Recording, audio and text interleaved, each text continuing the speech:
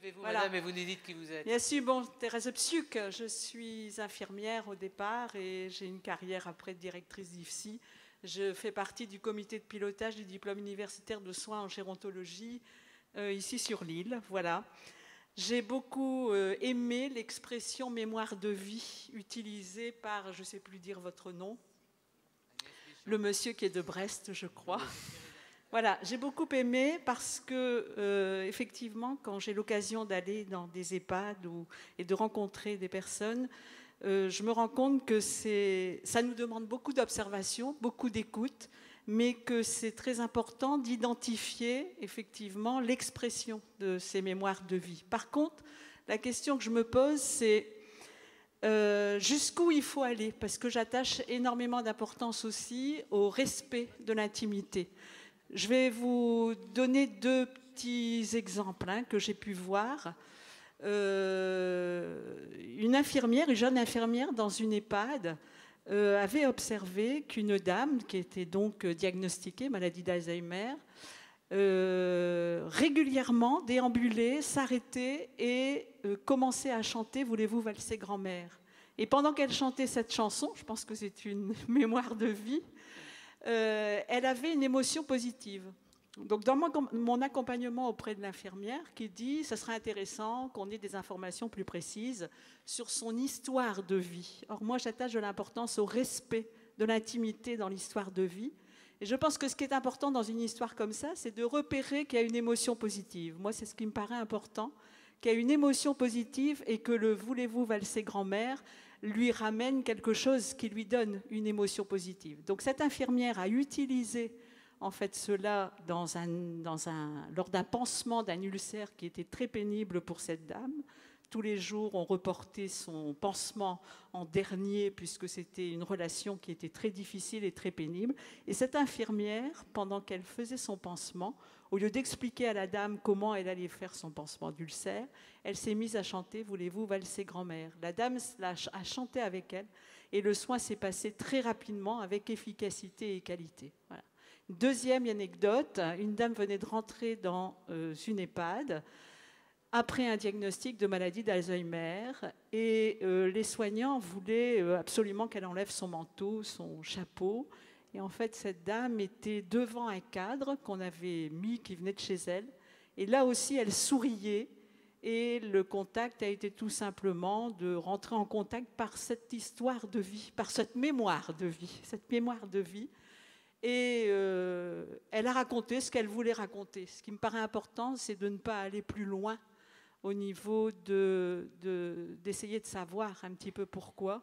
Je pense qu'il faut respecter. Donc, en fait, ma question, c'est est-ce qu'on peut équilibrer l'attention vers cette mémoire de vie et le respect de l'intimité? Merci pour ces commentaires et ces anecdotes.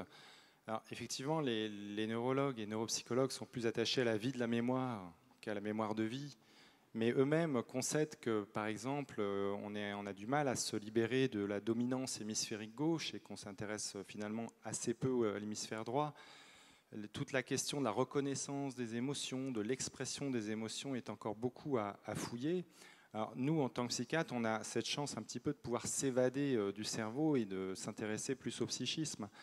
L'histoire de la mémoire de vie, c'est effectivement, je pense, un des fils rouges qui peut nous aider à garder contact et enrichir ce pacte de confiance qui est noué avec le patient.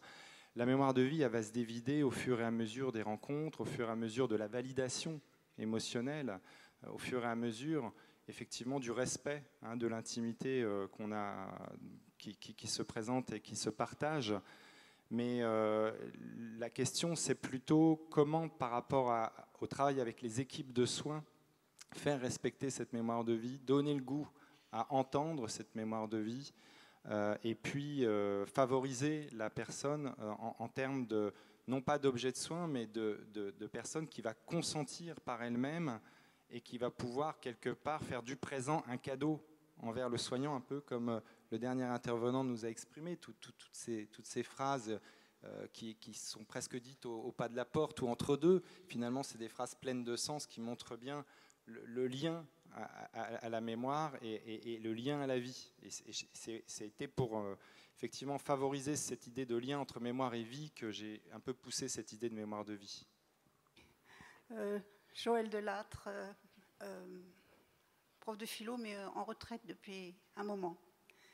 Je voudrais revenir sur l'étymologie qui a été donnée à renoncement en termes de réannoncer ou réannonciation ou réannonce. Et quelque part, pour moi, il y a un renoncement pour l'aidant aussi dans la volonté de préserver l'autonomie de celui qui s'en va.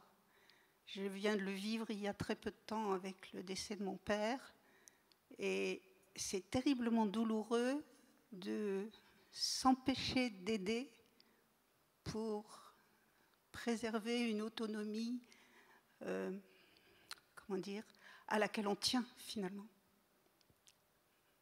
Donc, comment vous reformuleriez par rapport à votre pratique le lien entre ce renoncement dont vous avez parlé et la perte d'autonomie?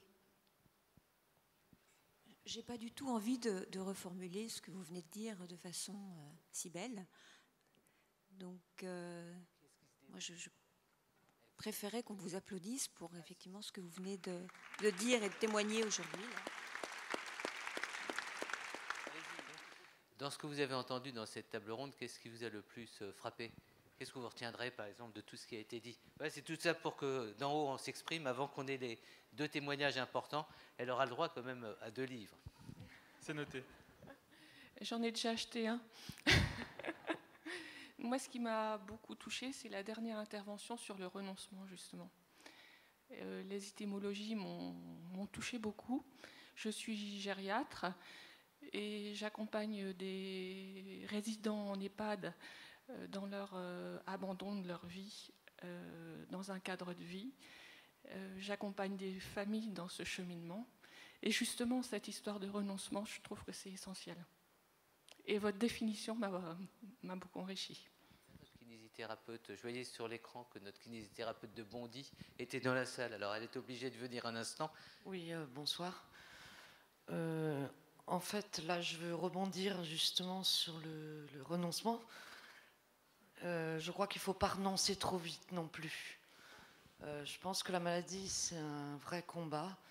Je suis effectivement kinésithérapeute en libéral. Et là, par exemple, je vais justement citer ce cas qu'on peut voir, peut-être qu'on verra un peu plus souvent et peut-être, j'espère, moins souvent, que c'est une dame qui vit avec son mari, qui est de 85 ans, et elle a bénéficié de toutes les avancées du plan Alzheimer, c'est-à-dire les séjours de répit, et enfin tout ce dont peut bénéficier les... Excusez-moi, je suis un peu émue de parler en public. Elle a donc bénéficié de toutes les avancées du plan, séjours de répit, accompagnement, les patios, etc. Voilà. Et arrivé au bout du compte, en fin de parcours, si on peut dire, donc le plan prévoyait en tout cas qu'il était préférable de faire un placement en maison de retraite en EHPAD. Donc le mari a renoncé, on peut dire, et donc a, disons, consenti, je dirais, à placer sa femme en EHPAD. J'ai donc arrêté ma prise en charge et j'ai retrouvé cette dame un an après. Le mari de 85 ans a fait sortir sa femme de cette EHPAD où personne ne lui parlait, où elle était enraidie en fœtus. Et donc, je pense que le renoncement est facile à dire quand on est soignant, quand on est proche, quand on est une famille, quand on est dans le combat de la maladie, quand on est soi-même une personne malade. Je crois qu'il n'est pas facile de renoncer. Et je pense que ce renoncement va en même temps que le combat. C'est-à-dire qu'on peut renoncer à certaines choses, mais surtout pas à tout.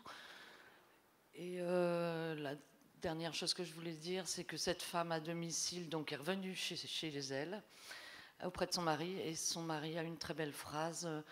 Elle recommence à manger, elle recommence à dire oui, à dire non, à être là et à participer à tout. Elle nous suit des yeux de partout. Et son mari dit « J'ai bien fait de la sortir de là ». Voilà, c'est juste un témoignage. Ça veut dire que ça n'est pas prétendre faire une vérité ou une situation qui peut se multiplier. C'est une situation singulière sans doute, mais qui n'est pas unique et dont il faudrait prendre en compte justement l'idée du renoncement et l'idée du combat.